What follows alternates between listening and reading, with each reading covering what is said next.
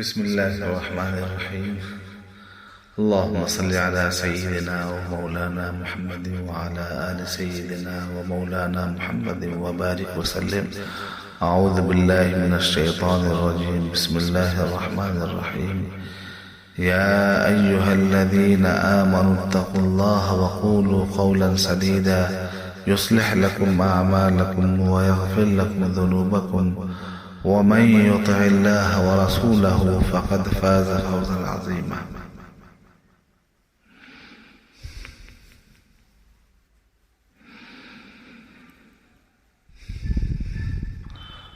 اللہ تبارک و تعالی ارشاد فرماتے ہیں کہ اے ایمان والو، اللہ سے ڈرو اور صحیح صحیح بات کہو،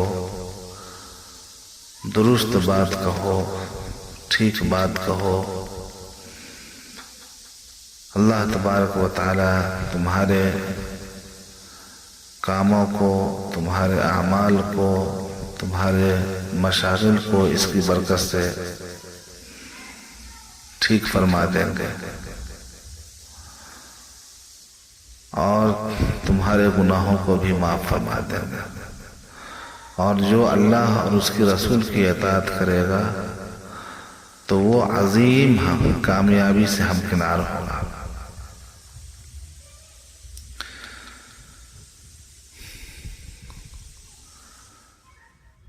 یہ دل جو اللہ نے انسان کے اندر رکھا ہے، اس کے بارے میں حدیث میں ہے القلب عرش اللہ، کہ دل اللہ کا عرش ہے۔ لہذا جب دل عرش الہی ہے تو اس عرش الہی کے اوپر اللہ کے علاوہ اور کسی کا وجود و بقا نہیں ہونا چاہیے۔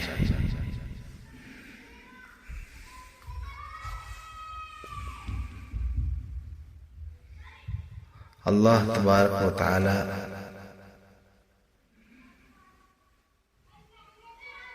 کے حکم کے مطابق اور ان کی مرضیات کے مطابق اس دل کا استعمال کرنا چاہیے۔ جب اللہ تبارک و تعالی کے احکام اور فرامین کے مطابق اس دل کو استعمال کیا جائے گا تو یہ دل نورانی بنے گا اور تمام ظلمتوں سے یہ پاک ہوتا چلا جائے گا۔ تو پھر زبان کے اوپر بھی نورانی باتیں ہی آئیں گی، اچھی باتیں ہی آئیں گی، صحیح اور سچی باتیں ہی آئیں گی، اور یہی اللہ کو مطلوب ہے، اور یہی قرآن پاک کی اس آیت کا مقصود بھی ہے، جس کو اللہ تعالیٰ نے فرمایا کہ اے ایمان والو، اللہ سے ڈرو اور صحیح اور سچی بات اور درست بات کہو، ایسی بات کہو کہ جس سے اللہ راضی ہو، اور ایسی بات سے پرہیز کرو جس سے اللہ تبارک و تعالی ناراض ہو۔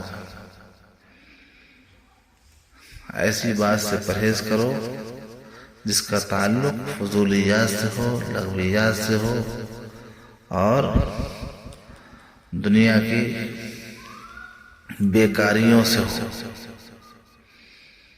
لا یعنی باتوں سے خود کو محفوظ رکھو۔ تو اس کا فائدہ کیا ہوگا؟ اللہ تبارک و تعالی تمہارے اعمال کو درست فرما دیں گے۔ آج کے دور میں ہمارے حالات کیا ہے وہ ہم سب کے سامنے ہے کہ زبان کے اوپر کوئی پابندی نہیں،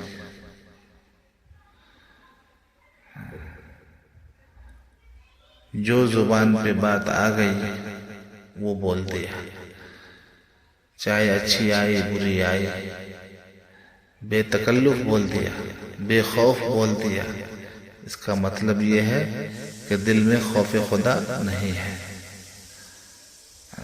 دل غافل ہے۔ تو اس غفلت سے نکالنے کے لیے قرآن پاک نے بھی تعلیم دی، نبی پاک صلی اللہ علیہ وسلم نے بھی نصیحتیں فرمائی، اور ہمارے مشائخ اور بزرگان دین نے بھی نصیحتیں فرمائی، تربیت دی۔ یہی وجہ ہے کہ ماضی کے اندر مسلمان بچوں کی اصلاح اور ان کی تربیت ان کے ماں باپ اور ان کے مشائخ اور ان کے بزرگان دین اور ان کے اساتذہ جس درد کے ساتھ اور جس طلب کے ساتھ کرتے تھے، اس کا نتیجہ ملتا تھا، اس کا رزلٹ سامنے آتا تھا، بچوں کو بہت فائدہ ہوتا تھا، لوگوں کی اولاد نیک ہوتی تھی اور ایک متمدن اور تہذیب یافتہ معاشرہ تیار ہوتا تھا۔ آج ہمارا معاشرہ اور تمدن کیا ہے سب کے سامنے آیا ہے، لگتا ہی نہیں کہ اسلامی معاشرہ، لگتا ہی نہیں کہ ہمارا گھر اسلامی ماحول والا ہے، دینی ماحول سے معمور ہے۔ اس کی وجہ یہ ہے کہ ہم نے اپنے بچوں کی تربیت کرنا چھوڑ دیا۔ آج کی گفتگو کا موضوع ہے حضرت شیخ الحدیث مولانا زکریا رحمۃ اللہ علیہ کے تھپڑ کھانے کا واقعہ۔ آپ دیکھیے کہ ان کے والد صاحب حضرت مولانا یحییٰ رحمۃ اللہ علیہ کس طرح سے ان کی تربیت فرماتے تھے۔ شیخ الحدیث کی ایک کتاب ہے جو آپ بیتی کے نام سے معروف ہے، جو خود حضرت شیخ الحدیث رحمۃ اللہ علیہ نے تصنیف فرمائی ہے۔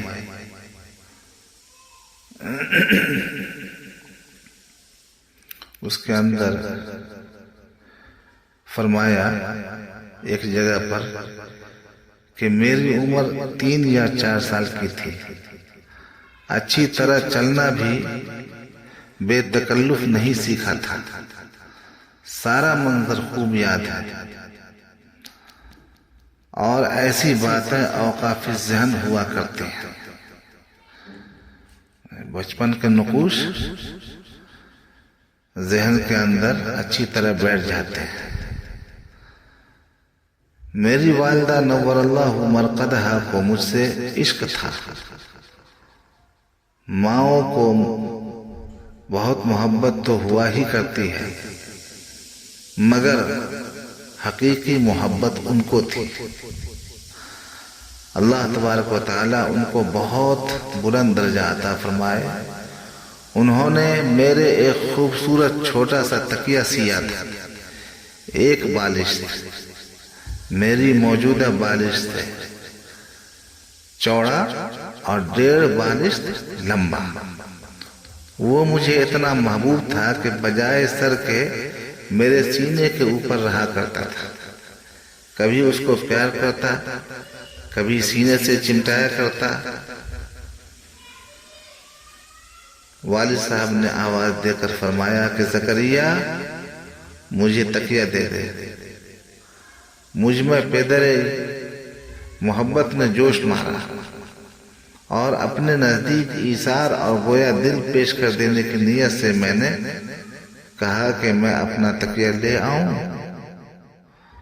فرمایا کہ ورے آ۔ میں نے انتہائی ذوق و شوق میں کہا کہ ابا جان اس نیاز مندی سعادت مندی پر بہت خوش ہوں گا۔ دوڑا ہوا گیا، انہوں نے بائیں ہاتھ سے میرے دونوں ہاتھ پکڑ کر دائنے ہاتھ سے میرے منہ پر ایسا زور سے تھپڑ رسید کیا کہ آج تک اس کی لذت بھولا نہیں، اور مرتے وقت تک امید نہیں کہ بھولوں گا۔ اور یوں فرمایا کہ ابھی سے باپ کے مال پر یوں کہتا ہے کہ اپنا لاؤں، کچھ کما کر ہی کہتا کہ اپنا لاؤں۔ حضرت شیخ الحدیث مولانا زکریا رحمۃ اللہ علیہ فرماتے ہیں کہ اللہ کا ہی فضل و کرم اور محض اس کا ہی لطف و احسان ہے کہ اس کے بعد سے جب بھی یہ واقعہ یاد آتا ہے تو دل میں یہ مضمون پختہ ہوتا چلا جاتا ہے کہ اپنا اس دنیا میں مال نہیں۔ اور اللہ کا شکر ہے کہ دن بدن یہ مضمون پختہ ہی ہوتا جا رہا ہے۔ اس واقعہ کے اندر کتنی بڑی عبرت ہے، اور حضرت شیخ الحدیث نے کیوں لکھا یہ واقعہ؟ اپنے آپ بیتی نے ہمارے اور آپ کی عبرت کے لیے، ہدایت کے لیے، کہ ہم لوگ بھی اپنے بچوں کی ایسی ہی تربیت کریں، ورنہ نہ لکھتے۔ اتنی بڑی شخصیت نے جو یہ واقعہ اپنی زندگی کا لکھا، کاہے کے لیے لکھا؟ ہدایت کے لیے۔ شیخ الحدیث ہمارے اور آپ کے لیے موجودہ دور کے اندر بہت بڑے آئیڈیل ہیں۔ نبی پاک صلی اللہ علیہ وسلم کے بعد اور بھی اکابر جتنے بھی ہیں سبھی آئیڈیل ہیں، کیونکہ ہمارے اکابر اور مشائخ اہل حق تھے، اور نبی پاک صلی اللہ علیہ وسلم کی حتی الامکان آپ کی سنتوں کی اتباع کرتے تھے۔ شیخ الحدیث سے کون واقف نہیں؟ کیا مقام تھا، ساری دنیا پر آیا۔ تو یہ شیخ الحدیث ایسے شیخ الحدیث نہیں بنے تھے، ان کے والد محترم کی یہ تربیت ہے۔ اور آپ جب آپ بیتی پڑھیں گے شیخ الحدیث کی تو آپ کو اندازہ ہو جائے گا کہ کیسے ان کے والد محترم نے اور کس کس طرح سے تربیتیں کی۔ اللہ تبارک و تعالی ہم سبوں کی اصلاح فرمائے، ہمارے بچوں کی اصلاح فرمائے، اور ہمارے بچوں کی بھی تربیت کا ایسا ہی انتظام فرما دے۔